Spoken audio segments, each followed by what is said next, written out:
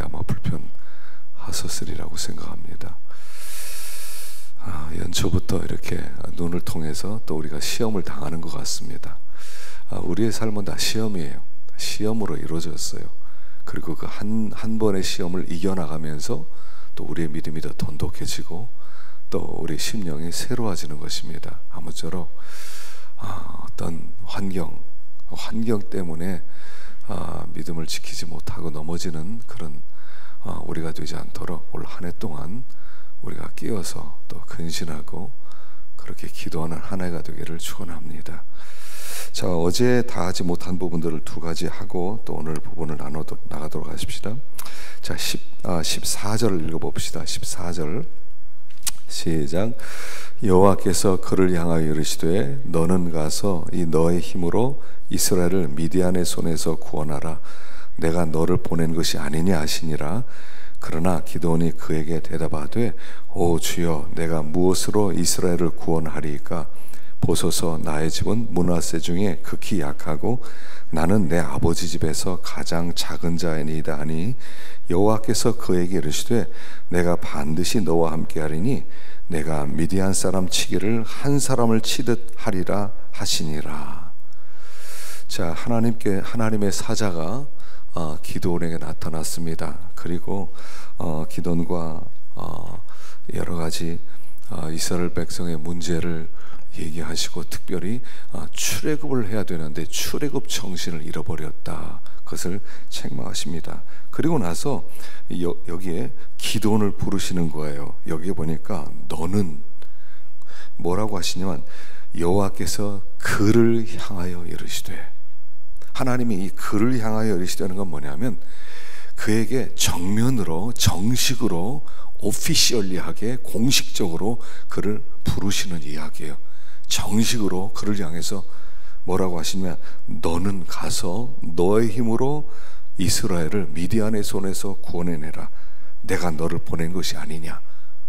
자, 다른 사람이 아니라 네가 가라. 하나님께서 기드온을 지명하시는 거예요. 너야. 내가 미디안의 손에서 이스라엘을 구원할 텐데 너 알지? 내가 사사를 세웠던 것, 이번에는 너 차례야 라고 말씀하는 거예요. 여기 너라는 말이 5번, 이 짧은 구절에 5번이 반복돼요. 너. 피할 수 없는 하나님의 부르심이란 말입니다. 하나님께서 우리를 부르실 때는요, 이렇게 깜짝 놀래게 부르세요. 이 미디안 사람들이 메뚜기 떼처럼 오고 그 낙타떼를 몰고 와서 그 싹쓸이를 하는 이런 강력한 군대 앞에 숨어있는 이 기드온에게 이번에는 네가 사사야 라고 그를 부르시는 거예요. 하나님께서 우리를 부르실 때요, 이렇게 부르신다는 겁니다. 전혀 상상하지 않은 일, 전혀 적합하다고 생각하지 않던 일, 전혀 나는 다른 사람을 하나님이 누군가 사사로 세울 거야, 어떤 위대한 사람이 세워질 거야, 능력 있는 사람이 있을 거야, 준비된 사람이 있을 거야 할 때 아니, 이번엔 너야. 이미 사사기는 어떤 책이냐면요, 사사들이 다 다양한 지파의 사람들이었다는 거예요. 사사들이 무슨 레위 지파, 유다 지파에서만 나온 게 아니라는 거예요. 사사들은 다양한 모든 지파의 사람들이 누구든 사사가 될 수 있다는 거예요. 그래서 어떤 사람은 사사기를 이렇게 불러요. 위대한 평신도의 시대예요. 위대한 평신도의 시대. 누구든지 평신도를 하나님이 사사로 부르시고 그를 통해서 이스라엘을 건지시는 거예요. 하나님께서 우리를 부르실 때 아무것도 아닌, 나는 전혀 준비되지 않은, 저는 아닙니다 라고 생각하는 바로 그 사람을, 아니 너라니까, 아니 저는 아닙니다, 다른 사람 다 될 수 있지만 저는 빼놓고 해요, 저는 안 됩니다 하는 바로 그 사람을 네가 사사야 라고 부르시는 거예요. 지금 이 이야기는, 이 기도원 얘기는 우리 이야기입니다. 하나님이 지명하여 부른 우리들 얘기하는 겁니다. 너를 내가 지명해서 불렀어, 너를 내가 정식으로 사사로 임명한다, 이런 뜻이에요. 사사 임명식이에요. 너야, 다른 사람 아니고 너. 여기 똑같아요. 모든 사람의 반응 똑같아요. 기도원과 같아요. 주여, 내가 무엇으로 이스라엘을 구원합니까? 우리의 집은 문하세 중에 극히 약하고 나는 내 아버지 집에서 가장 작은 자입니다. 우리 집에 우리 형들도 있고 우리 동생들도 있는데 아무리 생각하더라도 내가 우리 집 안에서 제일 못난 문열입니다. 문열이. 그런데 아니 내가 어떻게 일을 할 수 있습니까? 나는 아닙니다. 우리들의 반응이에요. 평범한 반응이에요. 하나님이 다시 한번 말씀하세요. 여호와께서 그에게 이르시되 내가 반드시 너와 함께 하리니 내가 미디안 사람 치기를 한 사람 치듯 하리라 하시니라. 아니 너야, 가장 연약하다고 생각하는 너, 나는 아닙니다 생각하는 너, 나는 틀렸습니다 생각하는 너를 내가 지명했어. 네가 가야 돼. 이게 하나님의 부르심이에요. 하나님의 부르심은 우리의 생각을 뛰어넘는다는 겁니다. 하나님이 부르신 그 일은 불가능한 일의 부르심이에요. 갑자기 하나님이 나에게 오더니 네가 사사가 되어서 이스라엘 백성 구원해내라. 네가 전쟁해야 될 군사들은 13만 5천 명이야. 자, 네가 나가. 하나님이 그렇게 부르신다는 거예요. 누가, 어떤 사사가 이제까지 한 번도 적군이 13만 5천 명이 되어본 적이 없었어요. 13만 5천 명이라는 그 당시에는 이 고대 사회에 13만 5천 명이란 얼마나 엄청난 숫자겠습니까? 근데 바로 나를 거기에 부르셨다는 거예요. 네가 가야 돼. 내가 너를 불렀어. 아니 하나님, 제가 13만 5천 명과 싸우라고요? 제가 사사라고요? 제가 이 시대 기도원이라고요? 아닙니다 하나님. 이게 우리의 반응 아니겠어요? 이 아침에 하나님이 우리를 이렇게 부르시는 거예요. 네가 이 시대 기도원이야. 나는 너와 함께 할 거야. 그리고 네가 반드시 승리할 거야. 일어서 라고 말할 때 어떻게 반응하겠냐는 거예요.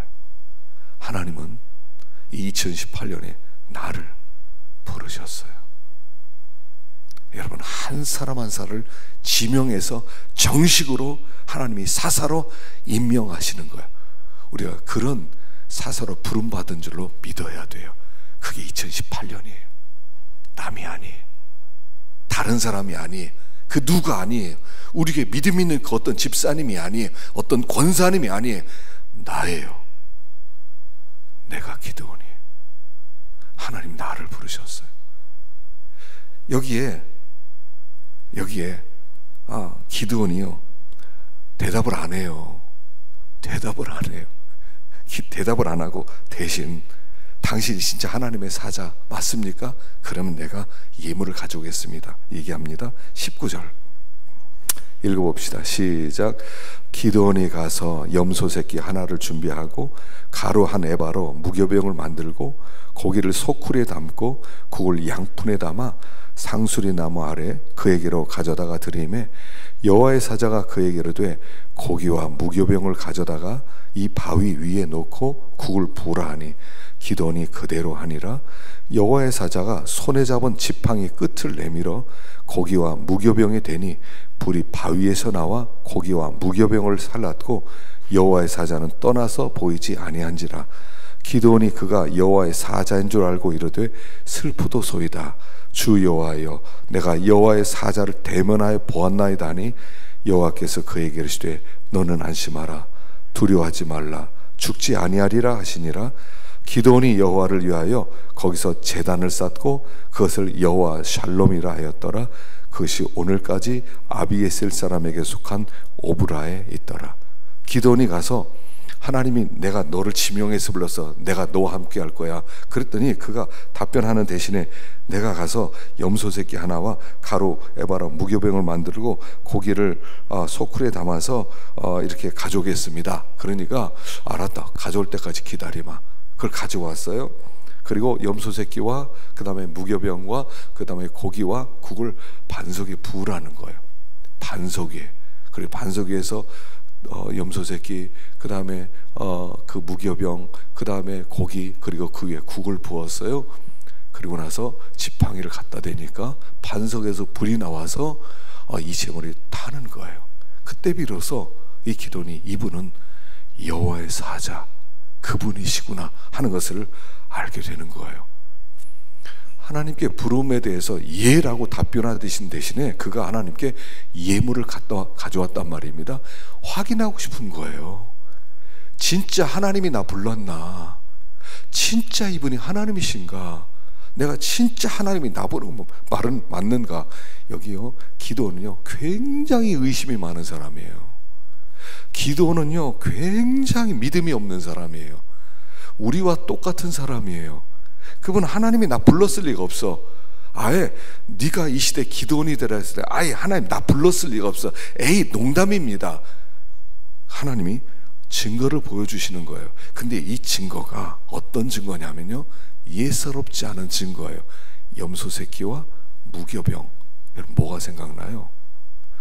양이나 염소, 어린 양이나 염소 새끼 한 마리와 피를 잡아다가 문설주에 바르고, 그리고 무교병과 쓴나물을 먹어라. 이게 이스라엘의 유월절이에요. 이 음식은 유월절을 생각나게 하는 음식이에요. 이 단어가 4번 반복돼요.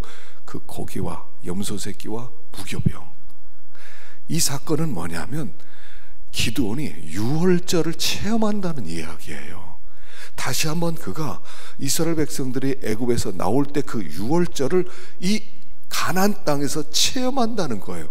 기드온의 유월절이에요. 그리고 그 유월절 통해서 샬롬으로 들어가는 거예요. 우리가 여호와 샬롬을 체험하는 거, 평강의 하나님. 여러분, 우리가 늘 우리 마음 가운데는 뭐가 있냐면요, 공포가 있어요. 근데 이 공포 속에 평강의 하나님 여호와 샬롬을 만날 때 마음 가운데 평안함이 찾아오고 하나님 일꾼으로 부름을 받게 되는데, 그때 통과해야 되는 가장 중요한 절기가 유월절이라는 거예요. 하나님이 이 땅에, 하나님께서 이 가나안 땅에 다시 하나님이 평화를 주기 위해서 여호와 샬롬의 하나님이 그 땅의 하나님이 되기 위해서 먼저 기드온에게 유월절을 체험하게 하신다는 거예요. 오늘 우리가 이 시대에 유월절을 체험하고 살아갑니다. 그 유월절이 뭐냐면 성찬식이에요. 성찬식이 우리의 유월절 체험입니다. 우리가 지난주에 했던 성찬식은 우리의 유월절이에요.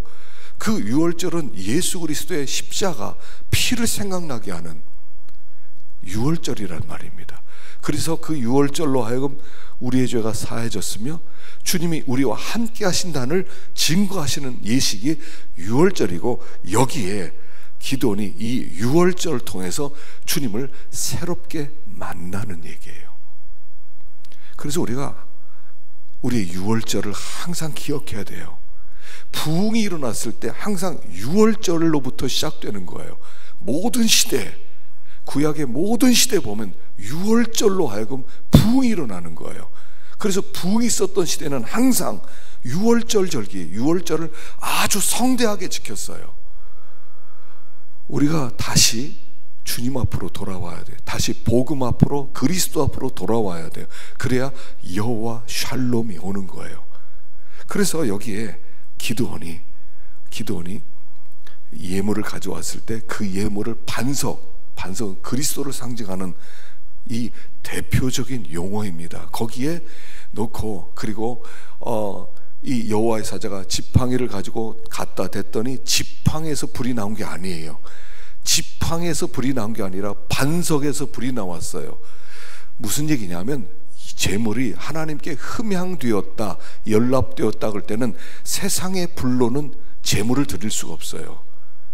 다른 불로 제물을 드리면 하나님이 죽이는 거예요. 제물은 위에서 내려온 불로만 태워져야 되는 거예요. 그래서 엘리야가 바알 선지자와 대결할 때도 제물을 내놓고, 자, 우리 하나님께 제사 드리자. 불이 없잖아요. 하늘에서 불이 와야 된다는 거예요.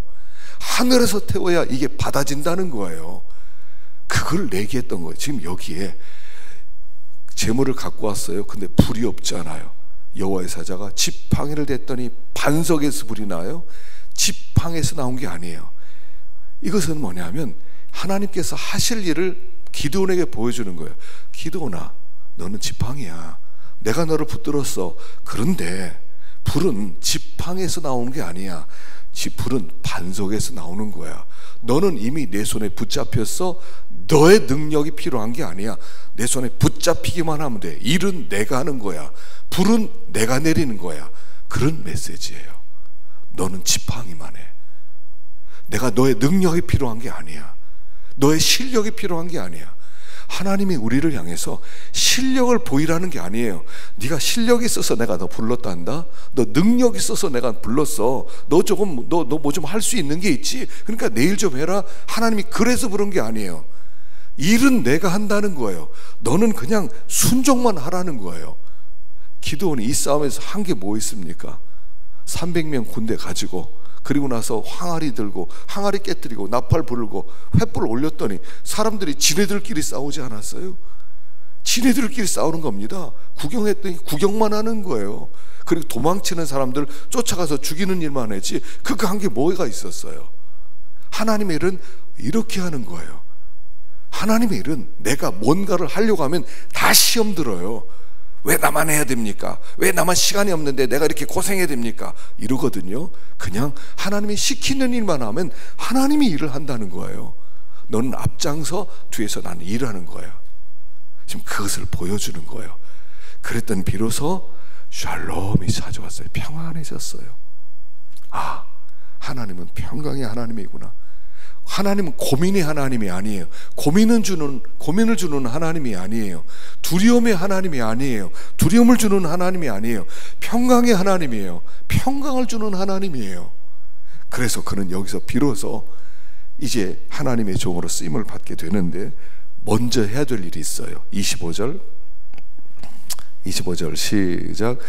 그날 밤에 여호와께서 기드온에게 이르시되 내 아버지에게는 숫소 곧 7년 된 둘째 숫소를 끌어오고 내 아버지에게는 바알의 제단을 헐며 그 곁에 아세라상을 찍고 또 이 산성 꼭대기에 내 하나님 여호와를 위하여 규례대로 한 제단을 쌓고 그 둘째 숫소를 잡아 내가 찍은 아세라 나무로 번제를 드릴지니라 하시니라.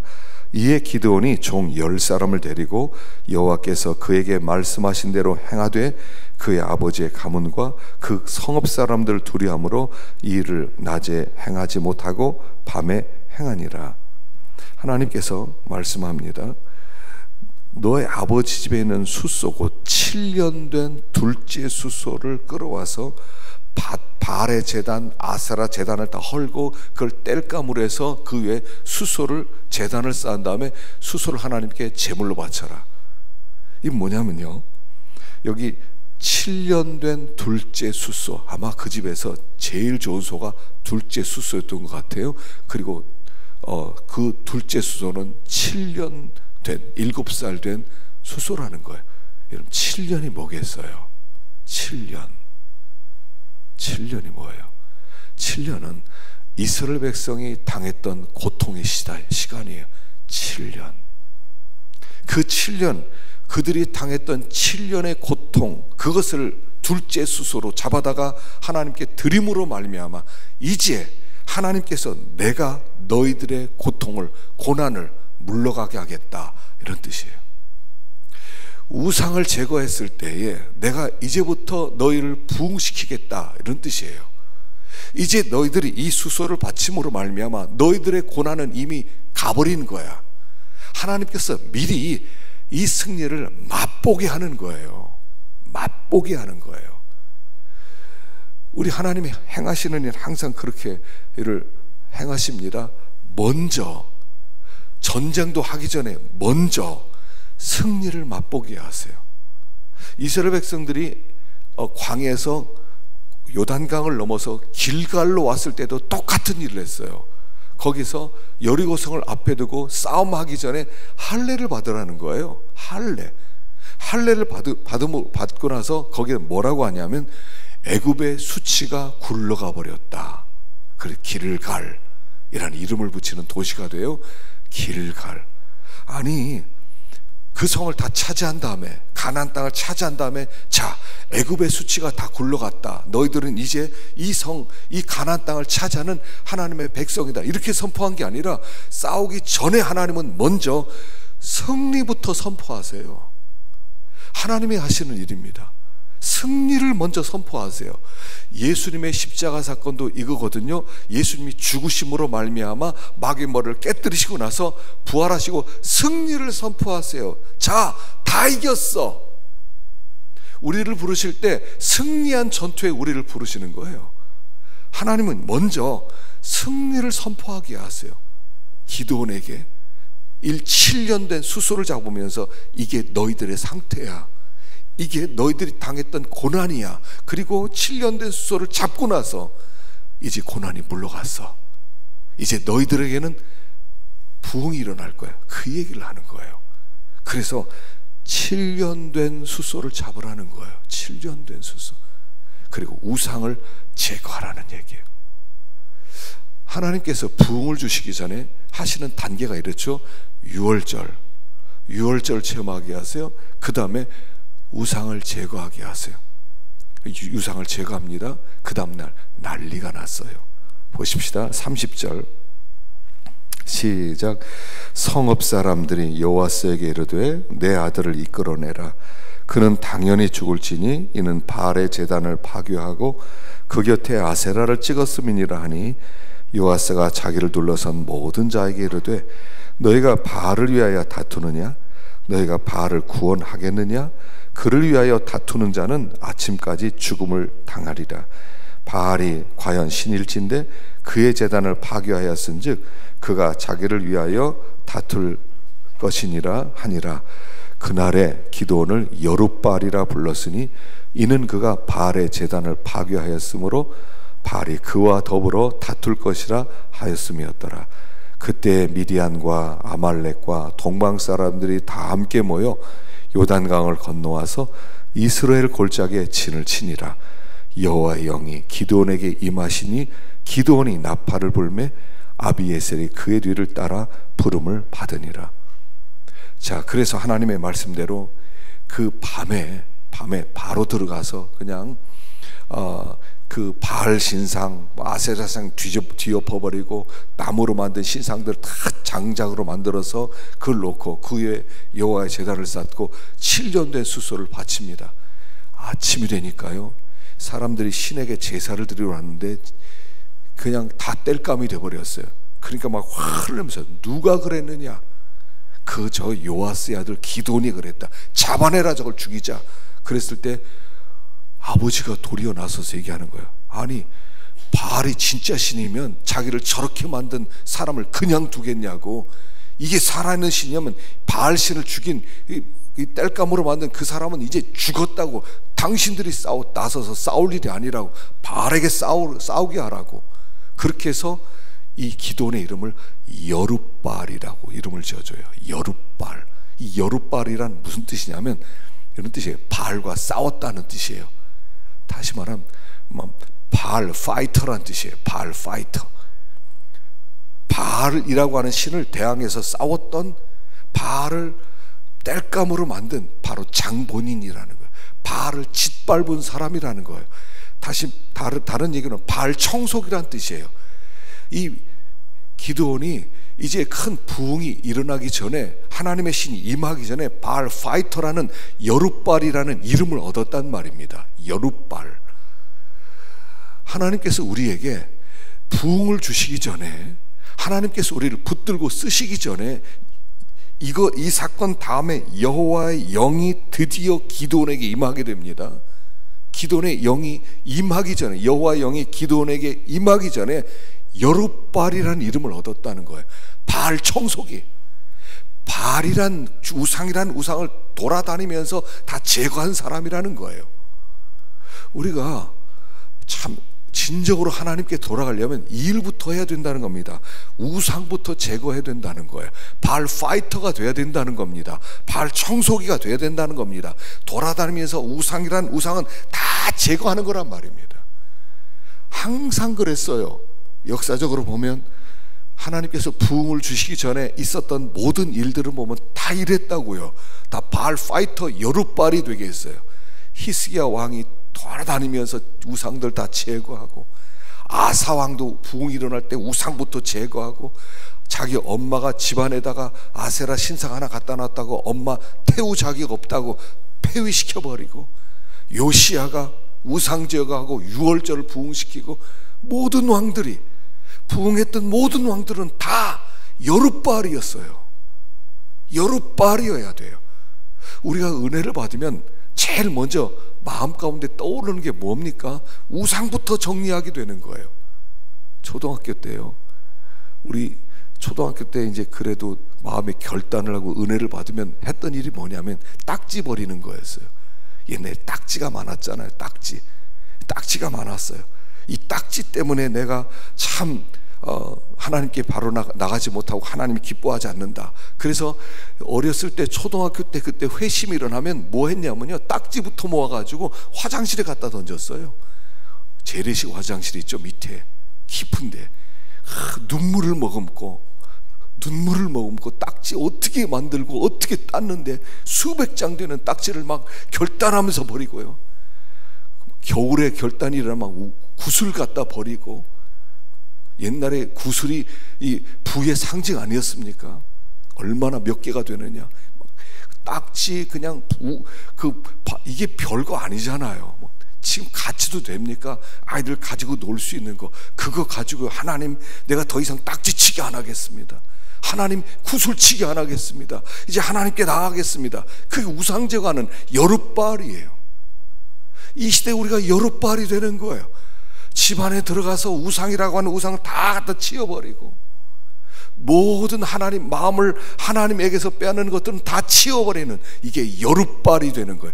바알 청소기, 바알 진공 청소기. 이게 부흥이 일어날 때 항상 일어났던 일이었다는 거예요. 여룻바알이 되라는 거예요. 이 시대의 여룻바알. 집안부터 정리하십시다. 우상이라고 하는 것부터 정리하십시다. 마음을 빼앗아가는 것들로부터 정리하십시다. 오직 오롯이 하나님만 바라볼 수 있도록, 오직 하나님만 바라볼 수 있도록. 그래서 이 여룻바알이 되는 거예요, 기드온이. 그때 34절에 여호와의 영이 기드온에게 임하니 기드온의 오순절이 찾아오는 거예요. 여러분, 오순절은요 이렇게 찾아오는 거예요. 하나님의 신으로 새롭게 되고 하나님의 성령으로 충만하게 되는 이 오순절은 유월절 뒤에 우상을 제거하고, 그리고 나서 하나님이 그에 임해서 하나님의 손에 붙잡히게 된다는 거예요. 그랬는데요, 하나님의 신이 임했어요. 그리고 나서 이제 사람들이 이제 오기 시작합니다. 나팔을 불었더니 사람들이 막 32,000명이 몰려들었어요. 그런데 마음 가운데 이런 마음이 들어요. 두려워요. 또 두려워요. 기도니 진짜 하나님 나 부른 거 맞나? 이게 진짜 맞아? 그럼 하나님께 나와서 하나님께 말씀해. 하나님, 죄송한데요, 한 번만 더 확인시켜 주세요 하는 얘기가 양털 시험이에요. 보십시다. 36절 시작. 기드온이 하나님께 여쭈어 주께서 이미 말씀하신 같이 내 손으로 이스라엘을 구원하시려거든 보소서, 내가 양털 한 뭉치를 타작마당에 두리니 만일 이스라엘이 양털의 마음이 있고 주변 땅은 마르면 주께서 이미 말씀하신 같이 내 손으로 이스라엘을 구원하실 줄을 내가 알겠나이다 하였더니 그대로 된지라. 이튿날 기드온이 일찍 일어나서 양털을 가져다가 그 양털에서 이슬을 짜니 물이 그릇에 가득하더라. 기드온이 또 하나님께 여쭈어 주여 내게 노하지 마옵소서. 내가 이번만 말이다. 구하옵나니 내게 이번만 양털로 시험하게 하소서. 원하건대 양털만 마르고 그 주변에는 다 이슬이 있게 하옵소서 하였더니 그 밤에 하나님이 그대로 행하시니 곧 양털만 마르고 그 주변 땅에는 다 이슬이 있더라. 참, 기드온이 이래요. 이게 기드온이에요. 기드온은 준비된 사람 아니었어요. 기드온은 훌륭한 사람 아니었어요. 기도는 능력 있는 사람 아니었어요. 기도는 배짱 있는 사람 아니었어요. 기도는 새가슴이었어요. 하나님의 신이 임하고 역사를 보여주고 주님의 사자가 나타나고, 그래도 의심스러워요. 하나님 그래도 아닌 것 같은데요. 하나님 아닌 것 같은데 이거 어쩌겠습니까? 야야 관도 너 말고 다른 사람만 있다. 너만 사람이냐? 하지 않겠어요? 하나님 그러지 않으세요. 그래, 알았어. 뭐냐? 이게 우리 하나님이에요. 기다려주신 하나님, 참아주신 하나님. 그런데 이 기드온이 이 양털 시험한 목적이 있어요. 2번 시험했거든요. 양털 뭉치를 잔뜩 갖다 놓고 마당에다 양털 놓고, 하나님 이제요, 하나님이 진짜나 불렀으면 양털에만 밤에 이슬 내리게 해주세요. 거긴 이슬이 많이 내렸거든요. 그리고 다른 마당에는, 주변 땅은 아주 보송보송하게 하나도 이슬을 내리지 않게 해주세요. 그러면 하나님이 진짜로 나를 불렀구나 하는 것을 내가 확인하겠습니다. 그리고 그 다음 날 아침에 가보니까 이슬에 얼마나 물이, 그 이슬이, 그 양털에 이슬이 임했는지 누르니까 막 물이 툭툭툭 떨어질 만큼 많이 있었고요. 주변에는 이슬이 없어요. 확실하지 않습니까? 하나님께 또 얘기를 해. 하나님, 한 번 더요. 야, 이걸 어떻게, 이걸 입을 찢어버려? 하나님이 그래, 뭐냐, 이번에는요, 양털만 절대로 이슬이 내리지 않게 하고 이 주변 땅에만 잔뜩 이슬 좀 내리게 해주세요. 그대로 하세요. 왜 이렇게 시험을 했을까요? 이런 뜻이에요. 양털은 나, 기드온이에요. 하나님, 당신이 첫 번째 시험을 통해서 하나님 진짜로 나와 함께 하세요. 그러면 이슬이 양털에만 내리게 해주세요. 이런 시험이에요. 그리고 양털 말고 그 주변에 이슬을 내리게 해주세요 하는 2번째 시험은 뭐냐면, 하나님 당신의 은혜가 내 앞에도 내 옆에도 내 위에도 내 아래도 은혜가 나를 덮고 있다는 것을 확인시켜 주십시오 하는 메시지였어요. 여기 기드온이 확인하고 싶었던 것은 뭐냐면 한 가지였어요. 하나님 진짜 저와 함께 하시는 겁니까? 진짜 나와 함께 하는 것입니까? 하나님 그렇다면 하나님 나와 함께하고 있다는 것을 좀 제가 제발 좀 확인할 수 있게 해주세요. 제가 너무 믿음이 없어요. 제가 너무 의심이 많아요 라고 나왔던 거예요. 하나님께 그렇게 물어보는 거예요. 하나님께 그렇게 확인하고 싶은 거예요. 한 가지만 확인하면 돼요. 우리가 사사로서 쓰임을 받는데 한 가지만 확인하면 돼요. 하나님 저와 함께 해주세요. 하나님 저와 함께 하세요. 하나님 나와 함께 하시는 것을 내가 알게 해주세요. 이게 양털 시험의 핵심이었다는 거예요.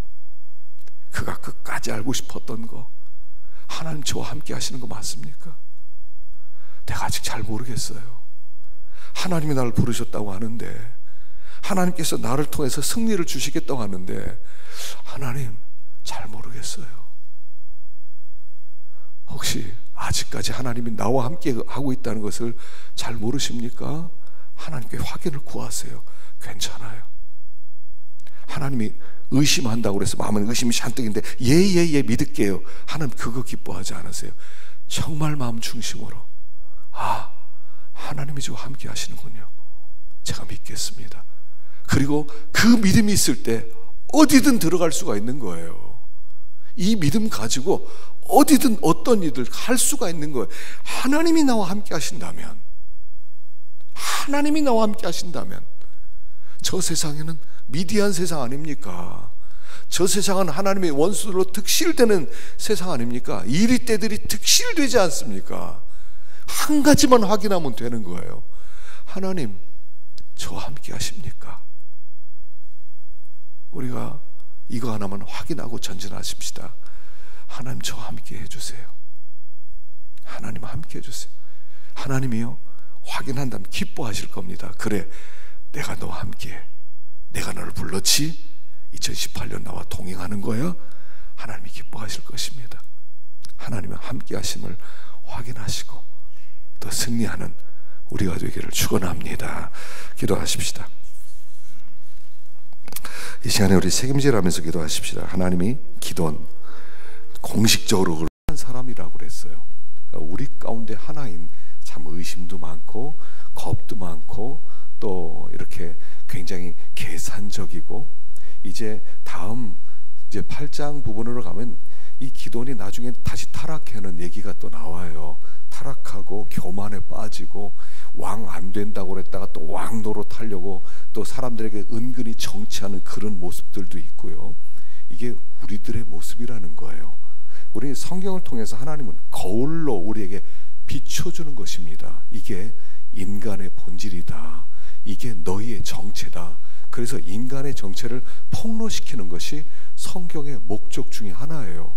성경은 단순히 교훈이 아니에요. 이렇게 해라, 이렇게 해라, 이렇게 여호와께 목전에서 악을 행했으니까, 이렇게 어려움 당했으니까 목전에서 악 행하지 마라, 너희 양심 써라, 이런 얘기가 아니에요. 더 큰 하나님의 계획이 있다는 거예요. 우리의 본질, 우리도 너희도 똑같은 자들이야. 그럼에도 뒤에는 내가 너희를 붙들고 이끌어가고 있는 중이야 하는 그런 더 큰 하나님의 메시지가 있다는 것을 우리는 항상 기억해야 된다는 것입니다. 자, 우리 1절을 한번 보십시다. 1절 시작. 여룻바알이라는 기드온과 그를 따르는 모든 백성이 일찍 일어나 하롯셈 곁에 진을 쳤고 미디안의 진영은 그들의 북쪽이요 모레산 앞 골짜기에 있었더라. 여호와께서 기드온에게 이르시되 너를 따르는 백성이 너무 많은즉 내가 그들의 손에 미디안 사람을 넘겨주지 아니하리니 이는 이스라엘이 나를 거슬러 스스로 자랑하기를 내 손이 나를 구원하였다 할까 함이니라. 이제 너는 백성의 귀에 외쳐 이르기를 누구든지 두려워 떠는 자는 길르앗산을 떠나 돌아가라 하라 하시니 이에 돌아간 백성이 22,000명이요 남은 자가 10,000명이었더라. 자, 이제 이스라엘 백성들이 모였습니다. 몇 명이 모였냐면 32,000명이 모였어요. 미디안 사람은 135,000명입니다. 자, 135,000명과 32,000명, 사실은 이것도 게임이 안 돼요.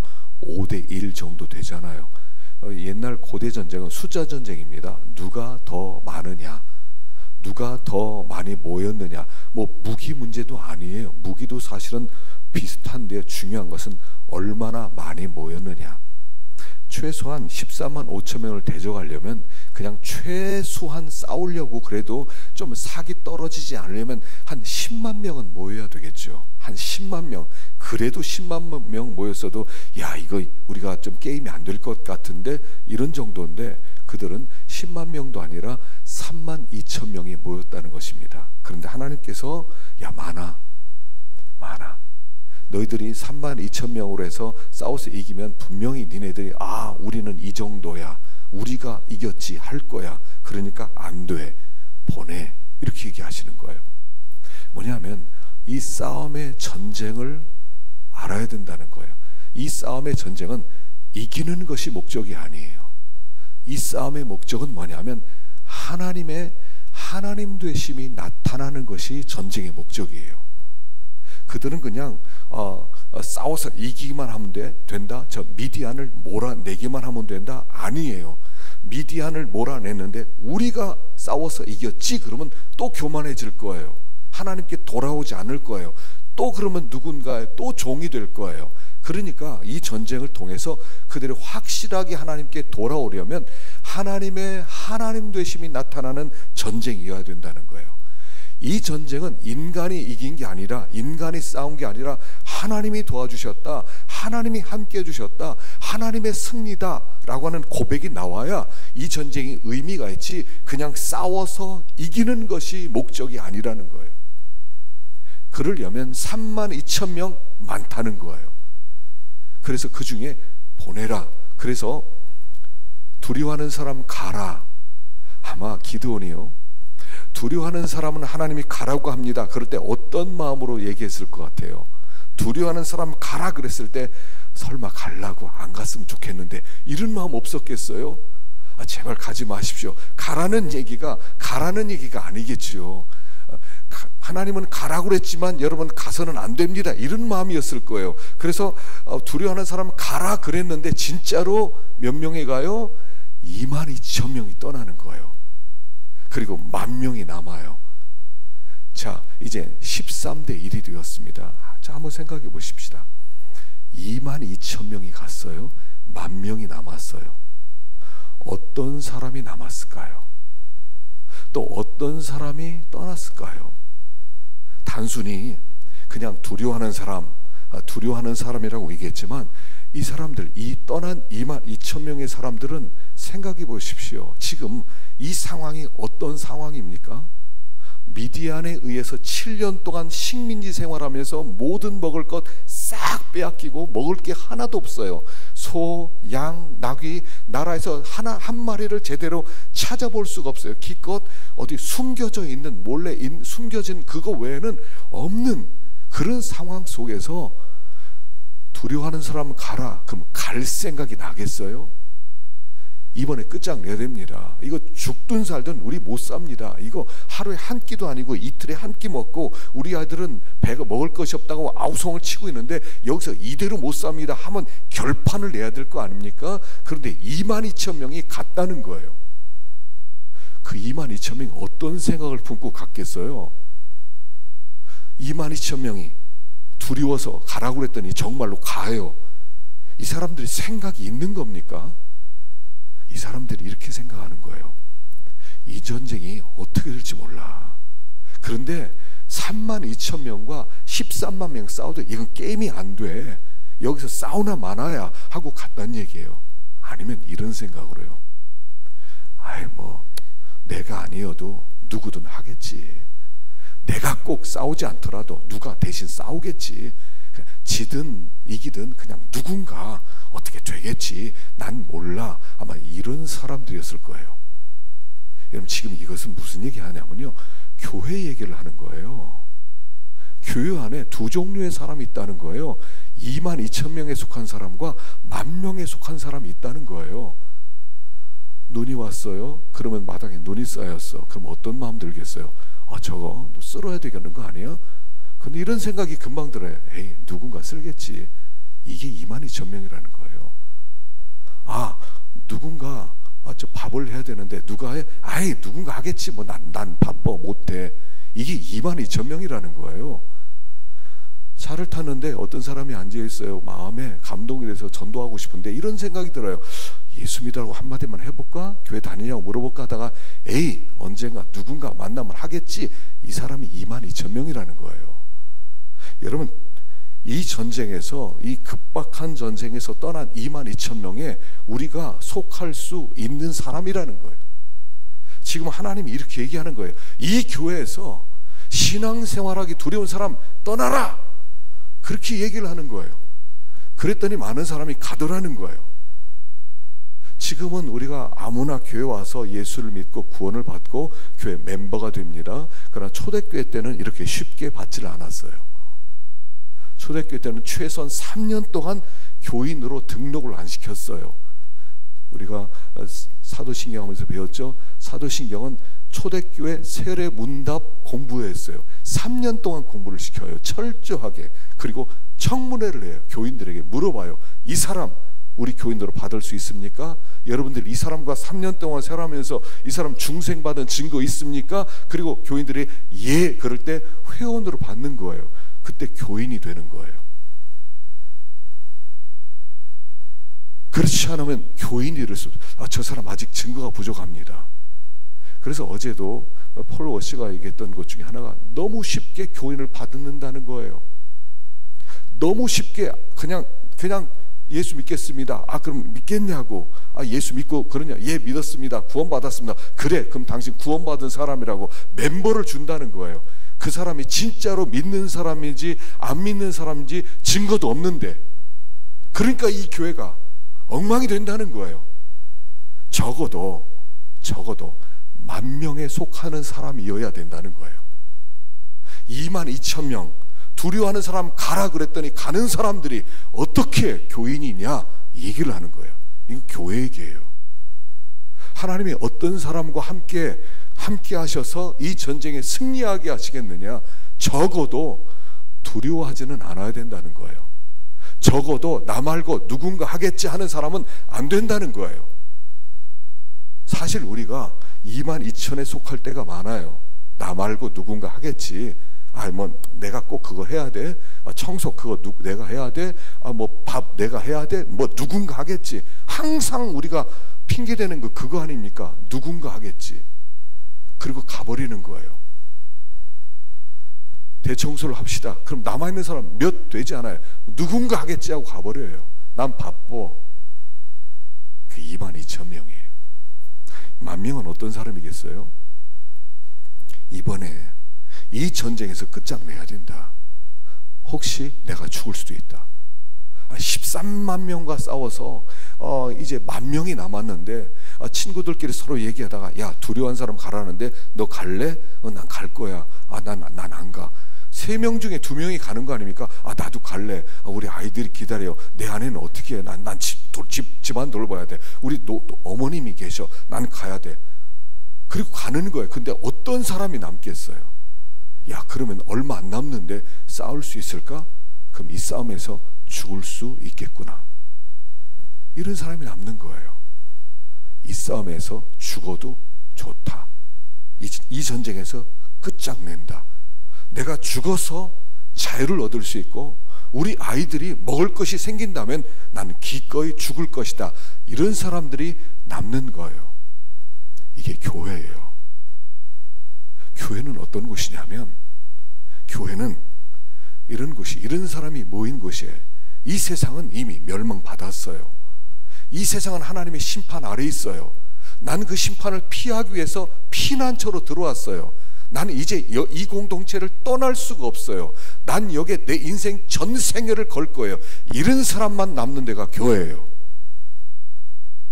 두려워서 떠날 수 있다면 아직 멤버 아니에요. 이 10,000명은 적어도 순교할 수 있는 사람이었어요. 그런데 초대교회 때 요새 제가 무슨 책을 보냐면 이 초대교회 그 그리스도인이라 불리웠던 사람들이라고 하는 좀 어려운 책이 있어요. 별로 재미는 없어요. 근데 거기 이런 얘기가 나와요. 초대교회 때는 사람들이 순교하는 것을 영광으로 생각했대요. 초대교회 때 교회 모습이었대요. 그리고 어떤 사람은 그때 굉장히 많은 사람이 순교했는데 자발적으로 찾아갔대요. 나 그리스도인이니까 그 당시에 그리스도인들을 다 이렇게 색출해낼 테니까. 그때 색출해낼 때 가짜들은 나는 예수 믿었습니다. 고발당했을 때 난 진짜로 안 믿습니다. 그리고 막 그리스 신 앞에 막 절을 하는 모습을 보여주고 하는 사람들도 있었대요. 근데 그 중에 어떤 사람들은 찾아가서 나 크리스찬인데 나 감옥에 가두라고, 이런 사람이 있었대요. 그리고 나서 감옥에 들어가서 난 빨리 순교하고 싶다고. 그러면 이 로마 군인이 보더니 네가 무슨 순교야, 순교 아무나 하는 줄 알아, 너 가 하고 보내곤 했대요. 그런 기록들이 있어요. 그래서 교회 안에 가면 서로 아름다운 공동체가 있으니까 가짜들도 많이 들어와서 막 흉내내고 막 그런 사람들이 있었다는 그런 기록도 있고요. 그런데 적어도 그들은 순교를 영광으로 생각했대요. 여러분 그렇지 않겠어요? 지금 여기 이 싸움에서 이긴다 한들 이 사람들에게 별로 그렇게 얻어지는 거 없어요. 이름이 그렇게 남지도 않아요. 그러나 죽을 가능성은 훨씬 더 높아요. 그러니까 여기 남아있었던 10,000명은 어떤 사람들이냐면 난 죽을 수 있다를 각오한 사람들이었다는 거예요. 여러분 한번 생각해 봅시다. 성도는 어떤 사람이라고 그랬죠? 우리 요한계시록 하면서 배웠죠? 성도는 순교자로 부름받은 사람이라는 뜻이었어요. 성도는 순교자, 하나님의 제단의 피로 제물로 바치기로 뽑힌 사람들을 그리스도인이라고 불렀다고 그랬어요. 수많은 사람들 중에서 뽑아놨어요. 우리는 이것을 이렇게만 생각하거든요. 우리는 천국 가기로 작정된 사람, 맞아요. 그런데 이 땅에서는 순교하기로 작정된 사람이라는 뜻이란 말이에요. 이게 그리스도인이에요. 여러분 이걸 모르셨다면 빨리 계산하셔야 돼요. 예수 믿고 죽을 수 있는 사람이 남아있는 게 좋지, 죽을 생각까지는 안 돼 있습니다 그럼 빨리 떠나시는 게 좋아요. 빨리 결정하셔야 돼요. 그 얘기를 하는 거예요. 두려워하는 사람 가라는 거예요. 지금 교회가 너무 자신이 없어졌어요. 너무 한 사람이라도 떠날까 봐 쩔쩔매요. 그러니까 초대교회는 안 그랬어요. 가짜는 가라고 그랬어요. 가라고 그랬다고요. 지금 그 얘기를 하는 거예요. 하나님이 가라. 이 전쟁이 두려운 사람은 가라. 이 신앙생활은 목숨을 거는 건데 그거 싫은 사람 가라. 무서운 사람 가라 라고 얘기하는 거예요. 처자식 생각하고 집안 생각하는 사람, 가정 생각하는 사람 가라는 거예요. 가라는 거예요. 어디에 속한 사람이에요? 여러분, 순교가 얼마나, 여러분, 다시 한번 저는 이걸 준비하면서 사실 저도 이 순교에 대한 부담감이 항상 있거든요. 과연 순교할 수 있을까? 순교할 수 있을까? 근데 순교가 얼마나 큰 영광이겠어요. 순교야말로 진정한 삶이 아니겠어요? 우리의 삶이 이 진흙같이 이렇게 나이 먹다가 몸이 힘들어서 이렇게 삐걱거대다가 뭐 지팡이 짚고 허리 굽혀 다니다가 그리고 요양원에 들어가서 허덕거리며 살다가 죽을 그 인생이 하나님 이름을 위해서 죽을 수 있다는 거, 이게 얼마나 영광스러워요. 순교, 이순신 얼마나 영광스러워요. 물론 거기 부딪혔을 때 과연 우리가 그럴 용기가 있느냐, 그럴 믿음이 있느냐는 또 다른 문제 있을 수 있지만, 어쨌든 논리적으로 볼 때 순교란 아주 영광스러운 거예요. 이번에 제천에서 이렇게 화재 사고 나서 죽으시는, 세상을 떠날 분들, 와, 참 얼마나 허무하겠어요. 목욕하다가 연기 들어와서 사람 살려 하다가 그냥 몇 분 만에 세상을 다 떠난 거예요. 그렇게 참 하찮은 우리의 인생이, 그렇게 죽을 수밖에 없는 인생이 하나님의 영광을 위하여 내 목숨을 쓰겠다면 얼마나 영광스럽겠냐는 거예요. 여기 이 10,000명은 어떤 사람들이냐면, 적어도 이 전쟁에서 내 목숨 내놔도 좋습니다. 13만 5천 명 앞에 3만 2천 싸움도 안 되는데 무서운 사람 가라고 그랬더니 2만 2천 명 가고 10,000명 남아서 13대 1이 됐는데, 이거 게임 끝난 거 아니에요? 이거 죽은 거 아니에요? 그런데도 좋습니다 하고 남아있던 그 사람들, 순교로 각오한 사람들입니다. 이 교회예요. 교회가 강해지려면 순교를 각오하셔야 돼요.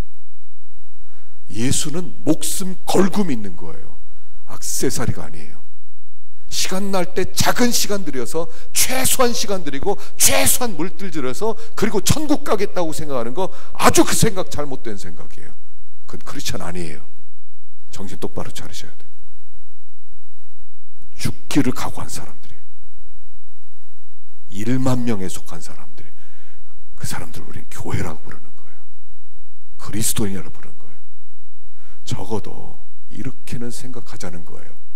하나님, 내가 그때 가서 참 정말 죽음을 선택할 수 있을지 없을지 모르지만, 하나님, 제 소원은 제 순교하는 겁니다.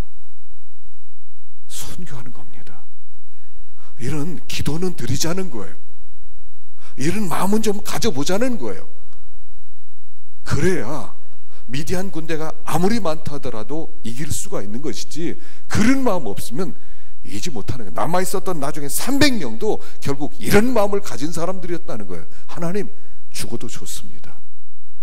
하나님께서 역사하시지만 죽어도 좋습니다는 사람과 함께 역사하셨다는 사실이에요. 10,000명이 남았습니다. 그런데 하나님이 뭐라고 하세요? 10,000명도 많아 하시는 거예요. 4절 읽어봅시다. 시작. 여호와께서 또 기드온에게 이르시되, 백성이 아직도 많으니 그들을 인도하여 물가로 내려가라. 거기서 내가 너를 위하여 그들을 시험하리라.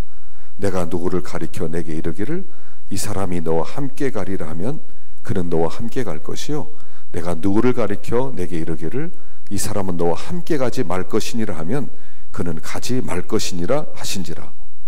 자, 그리고 나서 물가로 데려갑니다. 물을 마시게 합니다. 두 종류가 나오죠. 한 종류 사람은 물을 떠서 마시는 사람과 한 종류 사람은 무릎을 꿇고 엎드려 마시는 두 종류의 사람이 있어요. 그래서 하나님께서 이 300명을 뽑을 때 정예 부대원을 하나님 뽑았다, 이렇게 사람들이 생각을 해서, 손을 이렇게 물로 손을 뜬 사람과 무릎 꿇은 사람은 차이가 뭐냐면, 이 손으로 물을 뜬 사람은 전시 상황에서 굉장히 경계심 있는 사람이었다, 이렇게 해석하기도 하고요. 랍비들은 이렇게 해서 그랬어요. 구약의 랍비들은 무릎을 꿇은 사람들은 우상에게 절하는 것이 습관이 돼서 무릎을 쉽게 꿇었던 사람들이다. 우상 숭배자들이니까 이 사람들을 데려가서 안 된다. 또 이렇게 해석하기도 하고요. 또 어떤 사람은 이렇게 해석해요. 물을 뜬 사람들은 이제 큰 전쟁이 있는데 물을 마음껏 마시면 힘들어서 전쟁터에 못 나가니까 절제를 해서 조금만 마셨던 사람이다. 이렇게 해석도 해요. 근데 제가 볼 때는 다 아닌 것 같아요. 만일 무릎 꿇는 사람이 300명이었고 물 떠먹는 사람이 9,700명이었다면 하나님은 무릎 꿇고 물 마신 사람을 선택했을 거예요. 그건 뭐냐 하면 적은 쪽을 택했다는 뜻이에요. 하나님께서 적은 쪽을 택한 것이지 뭐 거기에 물을 떴으니까 경계심이 있고 물을 떠서 뭐 절제했고 이런 게 아니라 적은 쪽을 택했다는 거예요. 왜냐하면 이 사람들은 어쨌든 목숨 걸기로 작정한 사람들이에요. 순교하기로 작정한 사람들이에요. 이 중에서 몇 사람이 남아도 괜찮은 거예요. 그래서 하나님께서는 이 10,000명 중에 300명을 택한 이유가 뭐냐면 이 10,000명은 목숨 건 사람들이에요. 생각해 보셔요. 목숨 건 10,000명의 용사. 여러분 보통 사기가 올라갔겠습니까? 우린 다 죽기로 작정했다. 13만 명 아니라 130만 명도 좋다. 가자! 하지 않겠어요? 그러면 어떻게 되겠습니까? 1만 명으로도 얼마든지 이길 수 있다는 거죠. 하나님은 지금 무엇을 해요? 300명 남기면서 그들의 자신감을 잘라버리시는 거야. 자신 있지? 그걸 잘라버리시는 거예요. 이 전쟁은 너의 자신감으로 싸우는 게 아니야. 하나님께서 야코를 팍 죽여버리는 거예요. 300명만 남아. 그리고 9,700명 가. 목숨 걸기로 작정했지만 너희들은 가. 300명. 이 300명이라는 건 이겁니다. 승리의 가능성은 0이라는 거예요. 승리의 가능성이 없는 거예요. 이제는 10,000명이 목숨 걸고 그냥 이빨 물고 그냥 싸우면 혹 이길 수 있을지 몰라요. 그러나 300명으로는 450대 1이에요. 450대 1. 100명 중에서 1명을 남기는 거예요. 3만 명 중에 300명이니까 100명 중에 하나를 남기는 거예요. 그건 마치 이런 거하고 똑같아요.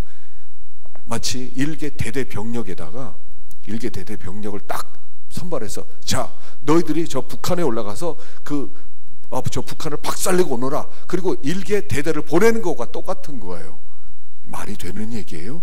말이 안 되는 얘기를 하고 있다는 거예요. 300명 그랬을 때는 그들이 가지고 있었던 자신감이 다 허물어지는 거예요. 아, 우린 죽었구나. 혹 이기면 이건 우리가 이긴 게 아니라 하나님이 이기신 것이다 라고 인정할 수밖에 없는 숫자가 300이었다는 거예요. 이건 정예부대가 아니에요. 하나님이 정예부대를 뽑아서 일당 100인 사람을 뽑아서 그런 얘기가 아니에요. 하나님의 능력이 나타나야 되기 때문에 하나님의 능력이 나타나려면 이 300이란 가장 허약한 숫자를 의미하는 거예요. 하나님은 그 속에서 그들에게 무엇을 원하세요? 믿음을 원하는 거예요. 믿기만 해라 이거예요. 이 메시지는요 300명은 이거예요. 믿기만 해라. 신앙은 뭐냐면 믿기만 하면 되는 거예요. 믿으라는 거예요. 이게 제일 어려워요. 신앙생활할 때 제일 어려운 게 뭐예요?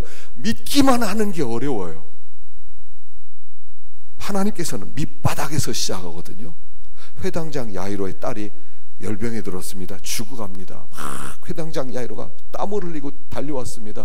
예수님, 내 딸이 죽어갑니다. 좀 살려주십시오. 빨리 좀 가시죠. 그랬더니 예수님 알았다 하면서 가시는 거예요.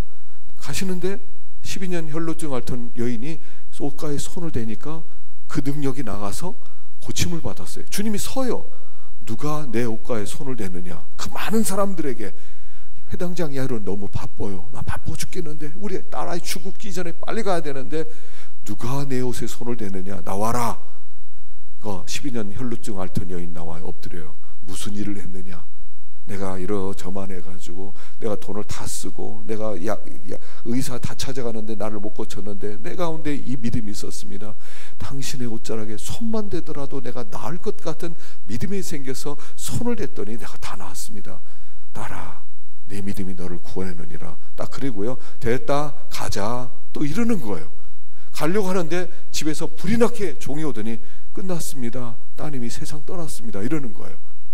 사람들이 얼마나 맥이 풀렸겠습니까? 그때 주님이 하신 말씀이죠. 믿기만 해라. 두려워하지 마라. 하나님은 어디서 역사하세요? 영에서부터 역사하시는 거예요. 하나님의 역사는 영에서부터 시작해요. 신앙생활은요, 하나님을 믿는 거예요. 신앙생활은요, 하나님을 믿는 거예요. 근데 믿는 것이 가장 어려워요. 믿으라고 그러는데 안 믿어지는 거예요. 밑바닥에서부터 하나님의 주권을 믿고 하나님의 능력을 믿고 하나님의 선하심을 믿고 하나님을 믿으라는 거예요. 하나님의 계획을 믿으라는 거예요. 근데 그게 어려워요. 믿기만 하면 다 되거든요. 몇 해 전에 극동방송 주최로 해서 탁구대회가 있었어요. 그래서 또 동산고등학교인가 거기에서 이제 탁구대회를 했습니다. 탁구대회를 했는데 그때 목사님, 청주에 사는 목사님 한 분이 아침에 새벽기도 마치고 이제 탁구대회를 참여했는데 탁구를 치다가 세상을 떠났어요. 극동방송 주최로 탁구대회를 하는데 목사님이 세상을 떠났어요. 와, 어떻게 되겠습니까? 그리고 나서 가족들 놓고 장례식을 하는데 저에게 대표 기도를 해달래요. 세상에 이런 난감한 기도를, 여러분 기도가 참 어렵거든요. 대표 기도가요 설교보다 훨씬 더 어려워요. 무슨 기도합니까? 그 전날 연락해 주셔서 내일 유가족들 놓고 이렇게 장례식 하는데 대표 기도를 해달래요. 무슨 기도했겠어요? 이렇게 기도했어요. 하나님, 황망한 사건입니다. 인간의 생각으로 설명이 안 됩니다. 그러나 한 가지, 우린 여전히 하나님의 선하심을 믿습니다. 하나님, 왜 이런 일이 벌어졌는지, 왜 이렇게 슬픈 일이 벌어졌는지 알 수 없지만 그러나 이 속에 하나님의 섭리 가운데 하나님의 주권적으로 하나님의 능력이 나타난 사건인 것을 믿습니다. 주님이 유가족들을 위로해 주시고 합력하여 선을 이루신 하나님께서 반드시 지혜 속에서 이 일이 이루어진 것을 믿게 해주세요. 그냥 그렇게 기도했어요. 여러분, 어떻게 설명이 돼요? 어떻게 이런 일을 만날 때, 여러분 하나밖에 없어요. 이거에 우리는 잘 몰라요. 이유도 몰라요. 목적도 몰라요. 의미도 몰라요. 그러나 한 가지, 우리는 하나님을 믿어요. 하나님을 믿어요. 그러면 되는 거예요. 하나님은 영에서부터 시작하시길 원하셔요. 300명 뽑아놓고 정말 말도 안 되는 숫자를 뽑아놓고, 그리고 하나님은 이 일을 시작하시는 하나님이세요. 믿으라는 거예요. 그냥 믿으라는 거예요. 여러분, 무슨 일이, 기가 막힌 일이, 말도 안 되는 일이 벌어졌어도 그냥 이러는 거예요. 잘 몰라요. 왜 그런 일이 벌어졌는지 몰라요. 그냥 믿는 거예요. 예전에 제가 우리 이재철 100주년 기념교회 목사님 말씀을 드렸어요. 그 사모님이 어떤 분이냐면, 그 사모님이 그 원래 그 세상에 안 태어날 분이었다는 거예요. 그 부모님이 딸 둘이 있었어요. 연년생으로 4살과 5살. 그리고 여름인데 아이들을 이렇게 놀라고 하고, 그리고 엄마가 서점에 밖에 나가서 이제 그 뭐를 사고 오는데 거기서 일하는 사람이 있었던 모양이에요. 근데 아이에게 떡을 줬는데 떡을 먹다가 목에 걸렸어요. 그러니까 이 일하는 사람이 막 놀래가지고 찾으러 왔어요. 그 어머니를 찾으러 왔는데 어머니가 놀래서 와보니까 이미 아이는 세상을 떠났어요. 세상을 떠났어요. 그리고 나서 왜 이런 일이 벌어졌는지 모르겠다고, 그리고 애를 하나 더 낳읍시다. 그래서 애를 하나 더 낳았는데 그 애기가 이재철 목사님의 사모님이에요. 그리고 그 사모님이 이재철 목사님을 주님께 인도한 사람이에요. 그분이 늘 이렇게 생각해요. 그 딸이 안 죽었으면 내 아내는 없었을 텐데 오늘의 나도 없었을 것이다. 잘 몰라요. 우리는 그 당시에 일어나는 일에 대해서 잘 몰라요. 그러나 한 가지, 하나님을 믿으라는 거예요. 하나님을 믿으라는 거예요. 하나님의 주권을 믿고 하나님의 살아계심을 믿고 하나님께서 역사하신다는 것을 믿고 그냥 믿고 나가자는 거예요. 너무 계산하지 말고 여기에 무슨 계산이 통하겠어요? 우리는 늘 계산하고 상식적으로 생각하잖아요. 상식이 안 통해요. 300명으로 13만 5천 명을 어떻게 하실지 상식이 안 통해요. 거기에서 믿음이 필요한 거라는 거예요. 믿음이 필요한 거예요. 오늘 우리에게 필요한 것은 믿음이에요. 이 전쟁은 믿음의 전쟁이라는 거예요. 이 전쟁은 어떤 물리적 전쟁이 아니라는 거예요. 물리적 전쟁이 아니라 하나님께서 우리에게 원하시는 것은 이 전쟁은 믿음의 전쟁이라는 거예요. 우리들의 믿음을 요구하고 있는 거예요. 그래서 300명만 남겨라. 자, 여러분 얼마나 기가 막혔겠어요. 기드온이, 내가 기드온이라면 300명 남기고 13만 5천을 대항해라. 얼마나 기가 막히겠어요. 그걸 아시고 하나님이 또 한 가지 표징을 보여주시죠. 9절 보십시다. 시작. 그 밤에 여호와께서 기드온에게 이르시되 일어나 진영으로 내려가라. 내가 그것을 내 손에 넘겨 주었느니라. 만일 내가 내려가기를 두려워하거든 네부와 브라와 함께 그 진영으로 내려가서 그들이 하는 말을 들으라. 그 후에 내 손이 강하여져서 그 진영으로 내려가리라 하시니 기드온이 이에 그의 부하 브라와 함께 군대가 있는 진영 근처로 내려간즉 미디안과 아말렉과 동방의 모든 사람들이 골짜기에 누웠는데 메뚜기의 많은 수와 같고 그들의 낙타의 수가 많아 해변의 모래가 많음 같은지라. 기드온이 그곳에 이른즉 어떤 사람이 그의 친구에게 꿈을 말하여 이르기를 보라, 내가 한 꿈을 꾸었는데 꿈에 보리떡 한 덩어리가 미디안 진영으로 굴러 들어와 한 장막에 이르러 그것을 쳐서 무너뜨려 위쪽으로 엎으니 그 장막이 쓰러지더라. 기가 막히게 도대체 300명 남아서 뭐 하라고 하는 거야? 하는데 하나님이 자, 너 이제 이 밤에 미디안 진영으로 한번 들어가 봐라. 그리고 나서 진영에 들어가서 그들이 하는 얘기를 들어봐라. 그래서 자기 부하를 하나 데리고 브라라고 하는 사람을 데리고 들어갑니다. 그리고 가만히 들어가 보니까 정말 모래떼 그 바다에 모래떼 같이 그냥 그 새카맣게 메뚜기 떼같이 앉아 있는 거예요. 13만 5천 명이 10명이 들어가는 텐트를 치면 13,500개를 쳤을 것이고요. 한 텐트 하나가 한 10평 정도 됐다 그러면 이 13만 5천 평의 텐트가 그냥 빼곡하게 들어섰을 겁니다. 이 끝이 보였겠어요? 이게 장난이 아닌 거예요.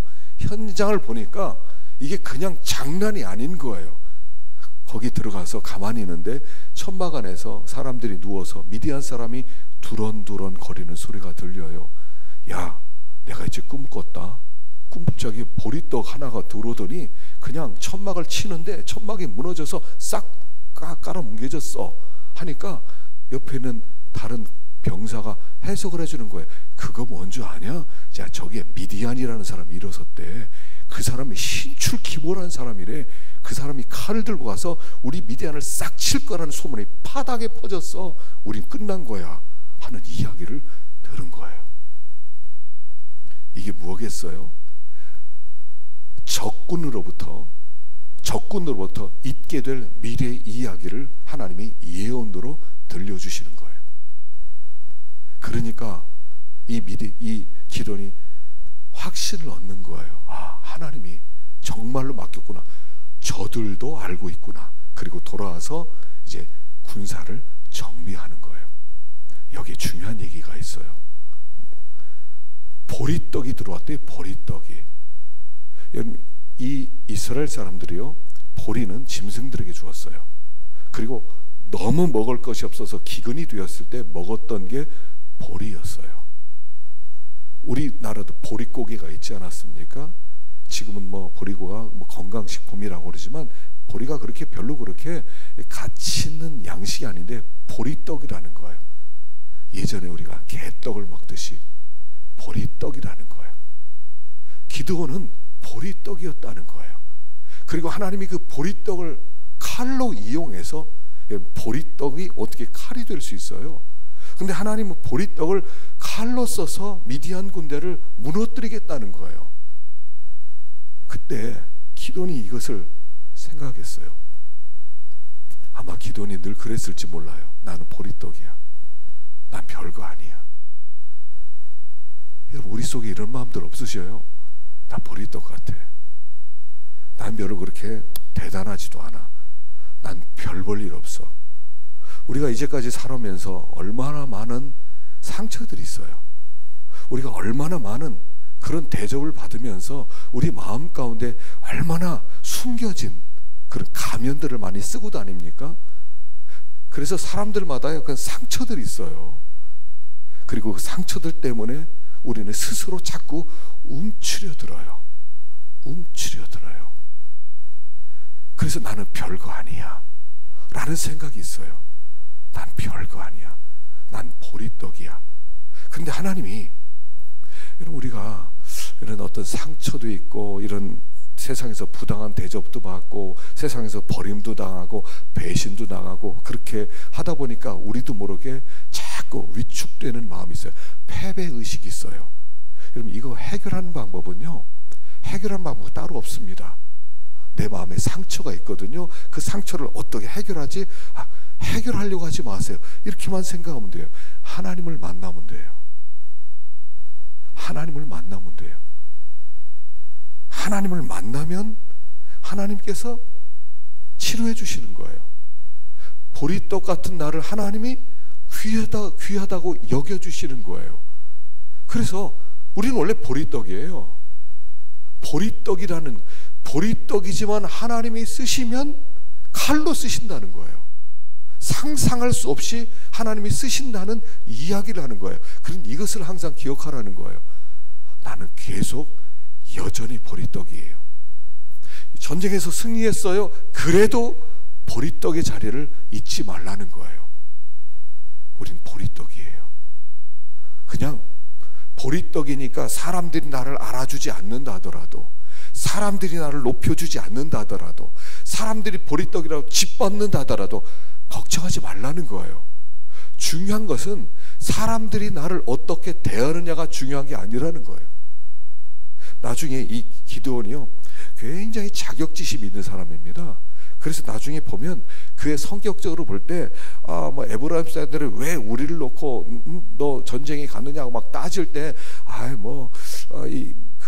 그 에브라임의 그 끝물이 우리 므낫세 만물보다 낫지 않느냐 뭐 이러면서 그냥 이렇게 넘어가고, 이게 다 뭐냐면 자격지심이 있어서 그래요. 그는 아주 무시당했던 거예요.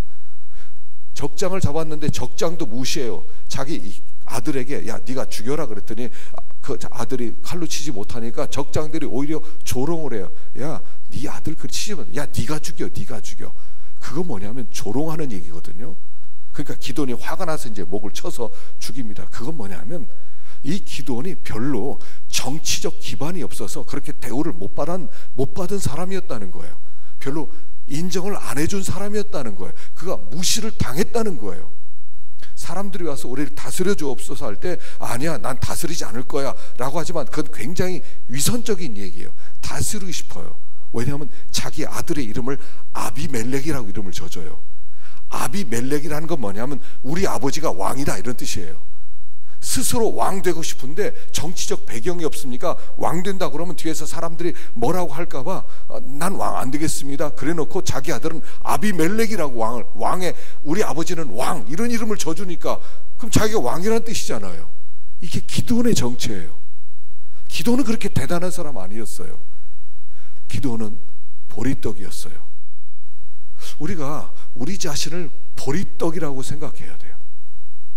보리떡을 하나님이 쓰는 거예요. 근데 하나님이 생케이크를 쓰는 게 아니라, 하나님이 무슨 찹쌀떡을 쓰는 게 아니라 하나님은 보리떡을 쓰기를 원하세요. 왜냐하면 보리떡을 써야 하나님의 영광이 나타나니까요.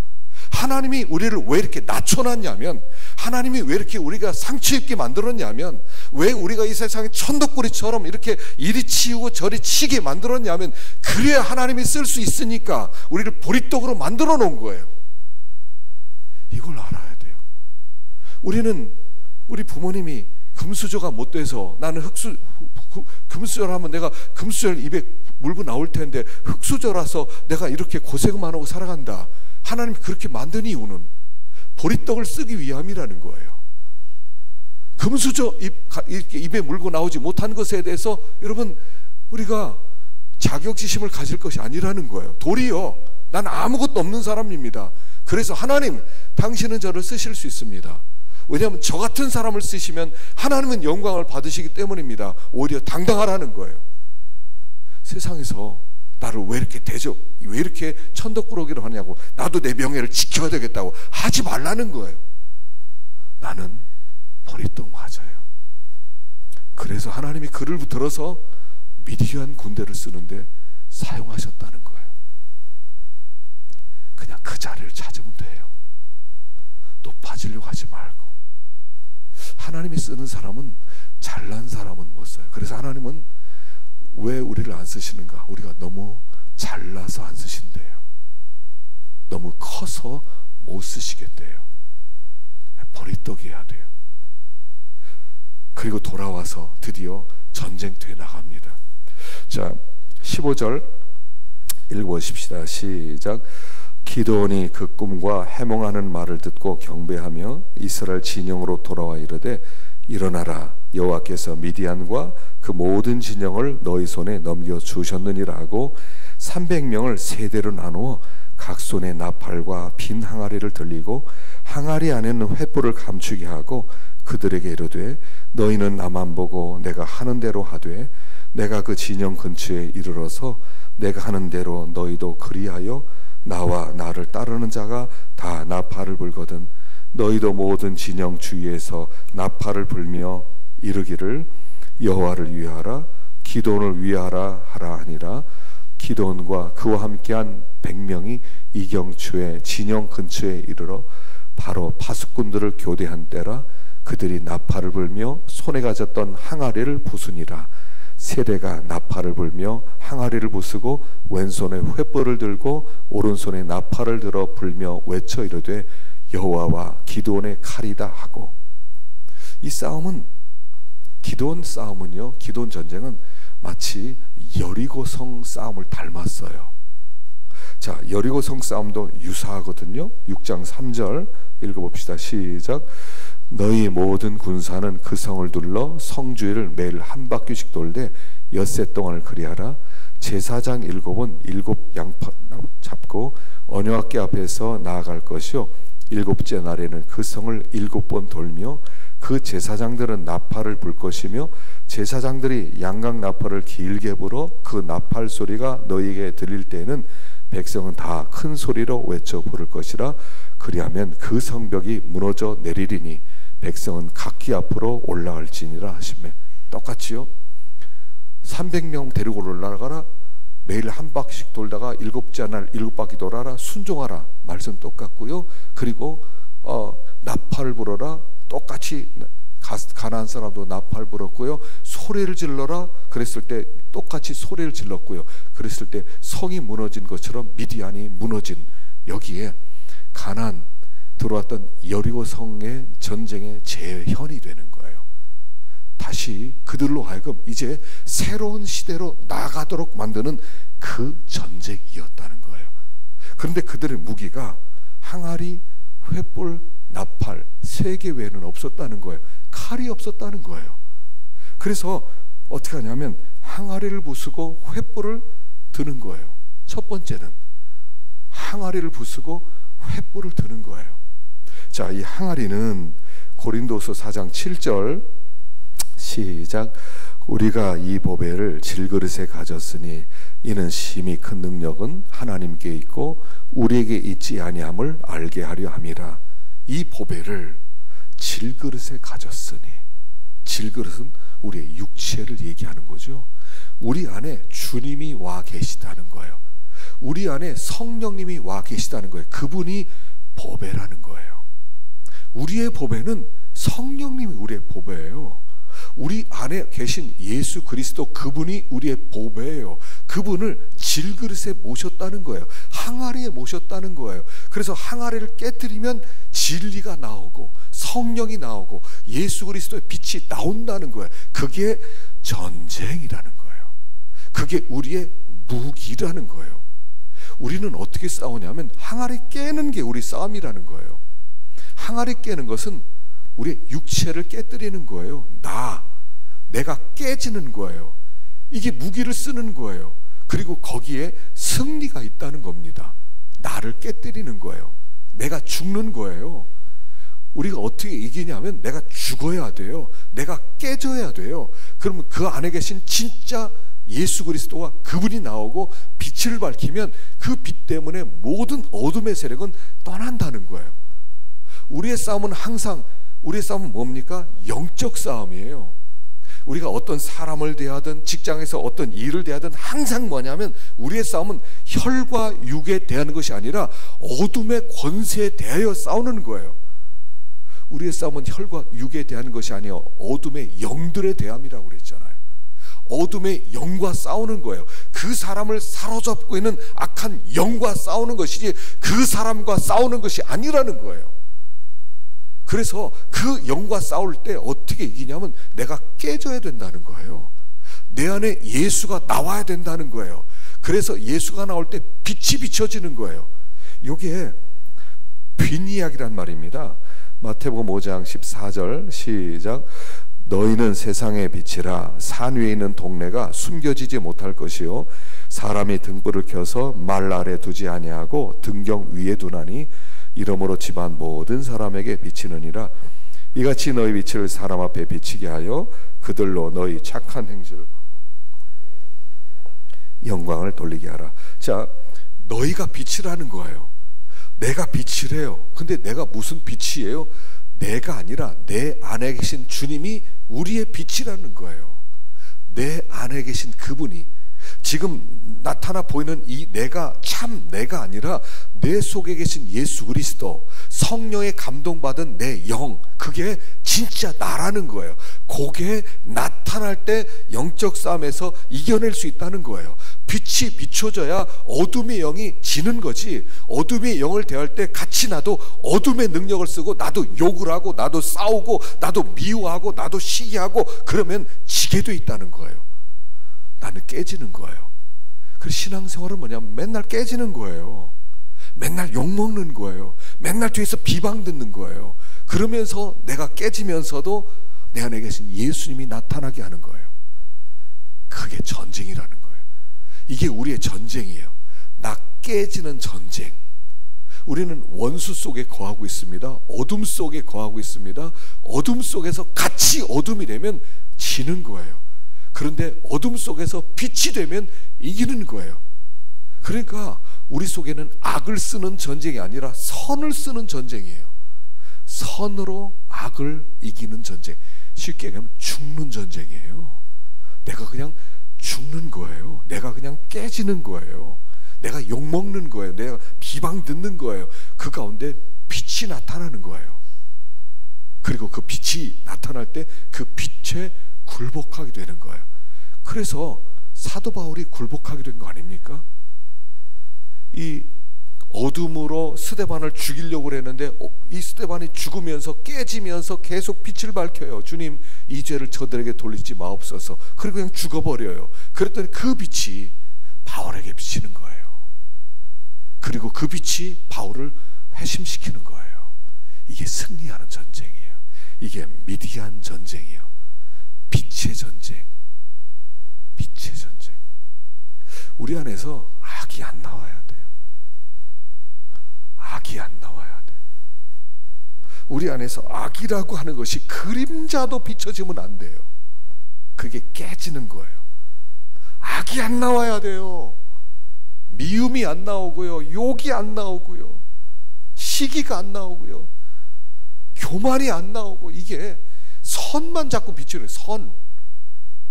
이게 우리의 전쟁이란 말입니다. 300명만 있어도 13만 5천을 능히 이길 수 있는 능력이 빛에 있다는 거예요. 첫째는 자꾸 깨지는 거예요. 죽는 거예요. 나는 날마다 죽노라. 나는 날마다 죽노라. 나는 오늘도 깨지노라.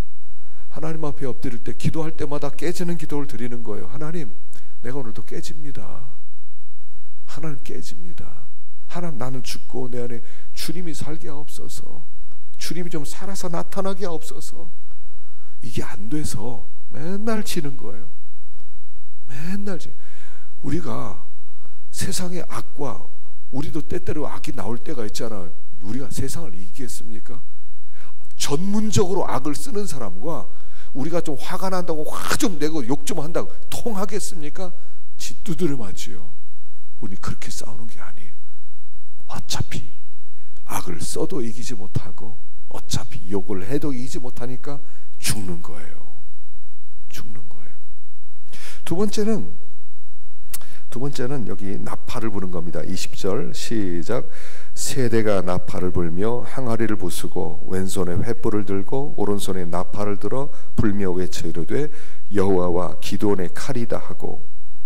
자, 이건 뭐냐면, 나팔 불고 소리 지른다는 것은 뭐냐면 이건 심판을 선포하는 외침이에요. 자, 데살로니가 전서 4장 16절 시작. 주께서 호령과 천사장의 소리와 하나님의 나팔 소리로 친히 하늘로부터 강림하시리니 그리스도 안에서 죽은 자들이 먼저 일어나고. 마지막 날 주님께서 재림할 때 여기 호령과 천사장의 큰 소리와 나팔 소리로 심판을 선포하는 거예요. 주님의 나타나심이 심판이거든요. 똑같은 일이 기드온 전쟁에서 벌어지는 거예요. 거기서 나팔 소리가 울려 퍼지고 소리가 외쳐지면서 미디안 사람들에게 심판을 선고해 버리는 거예요. 심판을 선고하니까 그때 그 어둠의 세력들이 서로 자기들끼리 싸우면서 그리고 나서 망하게 되는 거예요. 심판을 받는 거예요. 이거는 하나님께서 우리들에게 굉장히 중요한 것을 말씀하세요. 이게 어떻게 생각하면 결론일 수도 있어요. 뭐냐면, 하늘의 천사장의 소리, 호령과 천사장의 소리가 나타나는데, 우리가 그 천사장의 소리가 나타날도록 하기 위해서 어떻게 되냐면, 여러분 계시록에 보면요, 계시록 제가 여기 써놓지를 못했어요. 6장과 8장에 들어가 보면 6장 10절과 8장 4절에 이렇게 말씀이 나와 있어요. 성도들이 세상에서 죽임을 당했어요. 순교를 당합니다. 그리고 제단 앞에서 하나님께 하소연을 해요. 하나님께 부르짖어요. 그랬더니 하나님 조금 참으라고 그래요. 그리고 우리가 부르짖는 그 기도 소리를 금대접에 그걸 담아서 하늘로 올라가서 하늘에 쏟아 놓으니까, 하나님 제단에 쏟아 놓으니까 우리의 부르짖는 소리가 쏟아지니까 하나님께서 진노하셔서 온 땅 가운데 하나님의 부르짖음 소리를 내더라는 거예요. 이 천사장의 소리는 어떻게 나오는 거냐면, 사실은 우리의 부르짖음 소리가 거기서 메아리 쳐서 이 세상에 선포되어지는 거라는 거예요. 성도들이 하나님을 향한 그 부르짖음은 그 자체가 온 땅을 향한 심판의 부르짖음 소리와 똑같다는 것을 얘기하는 거예요. 하나님께서 우리의 부르짖음을 그렇게 받아주시겠다는 거예요. 그래서 믿는 사람이 맨날 깨지잖아요. 맨날 욕먹잖아요. 억울하잖아요. 화가 나잖아요. 속이 상하잖아요. 그걸 하나님께 풀어놓는 거예요. 하나님, 이 원수 때문에 내가 괴롭습니다. 내가 많이 고난을 당했습니다. 눈물을 흘리면서 하나님께 부르짖는 거예요. 죽을 수도 있어요. 순교를 당할 수 있어요. 그러나 부르짖음이 하나님께 상달되어서 하나님께서 그 상달 소리를 들으시고 온 땅 가운데 하나님의 부르짖음으로 심판을 선고하셔서 마지막 하나님께서 이 세상을 멸망시키시고 주신다는 바로 그 얘기예요. 그래서 이 미디안 전쟁은 뭐냐면, 부르짖는다는 것은 뭐냐면 그냥 와 소리 질렀다는 게 아니에요. 생각해 보셔요. 13만 5천 명이 흩어져서 잠을 자고 있습니다. 그런데 300명이 들어가서 소리를 지른다 한들 저 끝에서는 들리기는 하겠어요? 들리지도 않을 겁니다. 그냥 그 근처에서 그렇게 했는데, 하나님께서는 그 소리를 온 땅을 향한 이 심판의 소리로 하나님께서 확대시키고 모든 사람들이 심판이 임했다는 것을 알도록 만들어 주시겠다는 거예요. 오늘 이 시대에 오늘 우리는 무엇을 해야 됩니까? 부르짖어야 되거든요. 근데 문제는 뭐예요? 부르짖을 주제가 없다는 거예요. 기도합시다. 우리 부르짖어 기도합시다. 그러면 아이 뭐 부르짖어요. 왜 그렇게 말씀하셔요? 속상한 게 없는 거예요. 억울한 게 없는 거예요. 믿음을 지키면서 당한 그 억울함이 없는 거예요. 억울함이 있는 사람은, 한이 맺힌 사람은 소리를 내든 소리를 내지 않든 한이 맺힌 사람은 부르짖게 돼 있어요. 하나님 억울해 죽겠어요 하는 부르짖음이 있단 말이에요. 그 부르짖음이 없다는 이유는 뭐냐면 우리가 믿음으로 살고 있지 않다는 얘기예요. 우리가 빛으로서 내가 날마다 깨지면서 이 세상에서 당하면서 욕 먹으면서 사람들의 손가락질 받으면서 억울한 일을 당하는 일이 없다는 거예요. 그러니까 부르짖을 이유도 없어요. 하나님 부르짖을 제복이 없어요. 제가 세상에 다 풀어버렸거든요. 나를 건드리면 제가 그냥 두지 않았다고요. 그러니 뭐 하나님께 부르짖을 게 있어요. 그냥 엎드려서 그냥 그 속에서 소리도 못 내면서 한 맺힌 소리로 하나님 아시지요. 그냥 기도하잖아요. 하나님 아시지요. 하나님 보고 계시지요. 그거예요. 그걸 하나님은 부르짖음으로 받아들이고 그 부르짖음, 천사장의 소리로 그 부르짖음을 반사시켜서 너희들 내 백성 이렇게 만들었지 심판이야 하는 내용이에요. 이 300명이 7년 동안 당했던 억울한 일들 생각해 보세요. 얼마나 많이 빼앗아가고 마지막 남은 그 음식 빼앗아가고 소 한 마리 양 한 마리 뺏어가고 마지막 밥을 먹으려고 했더니 밥상 다 뺏어가고 숟갈 다 뺏어가고 그랬을 때 맺힌 한들이 여기 부르짖음으로 나오는 거예요. 소리를 지르는 거예요. 그랬더니 하나님의 심판이 임했다는 얘기예요. 속에 부르짖음이 있어야 돼요.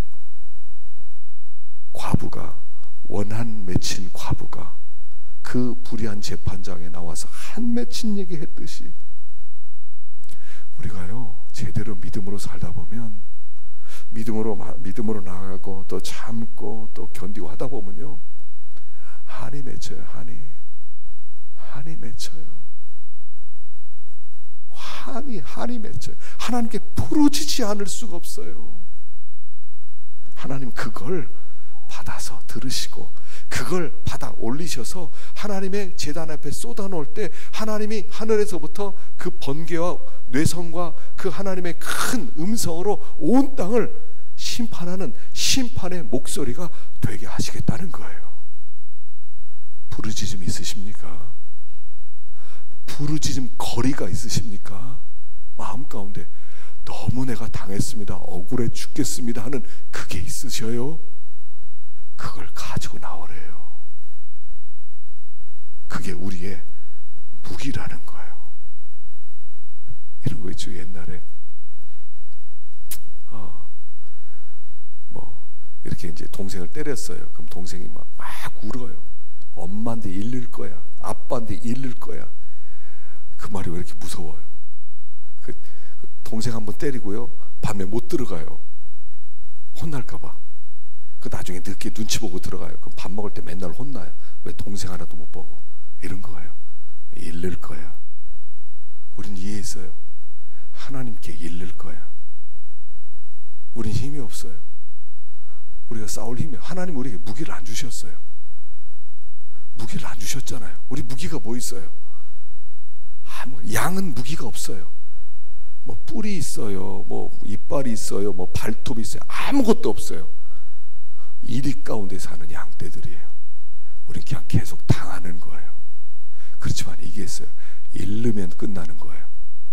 그게 부르짖음이에요. 하나님 앞에 부르짖는 거예요. 부르짖을 때 하나님이 일하시는 거예요. 그래서 여기에 큰 승리가 찾아오는 거예요. 하나님은 공평하세요. 우리 이걸 믿어요. 이 세상은 공평하지 않아요. 하나님은 공평하세요. 그게 우리의 소망이라는 것입니다. 우리 앞에 어둠의 군대가 찾아올 수 있습니다. 또 올 수가 있는 게 아니라 이미 어둠 속에 살아가고 있는 우리들입니다. 맨날 당해요. 너무 속상해하지 마셔요. 너무 억울해하지 마셔요. 그게 다 기도 제목이 되는 것이고요. 그걸 하나님 앞으로 가지고 나서 하나님께 쏟아놓을 때 하나님의 큰 은혜로 우리를 알아주시고 눈에서 눈물을 씻어주시는 그날이 우리에게 오게 될 줄로 믿습니다. 기도하겠습니다. 자, 우리 시간에 함께 기도